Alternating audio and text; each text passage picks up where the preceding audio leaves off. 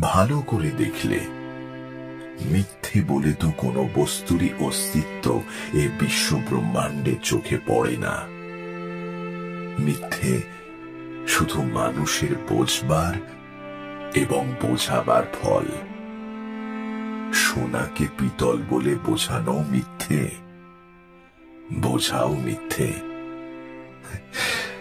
তা জানি, কিন্তু তাতে সোনারই বা কি আর পিতলেরই বা কি আসে যায়? সোনা মনে করে তাকে সিন্ধুকে বন্ধ করে রাখলেও তার সত্যিকারের মূল্য বৃদ্ধি হয় না, আর পিতল বলে টান মেরে বাইরে ফেলে দিলেও তার দাম কমে না।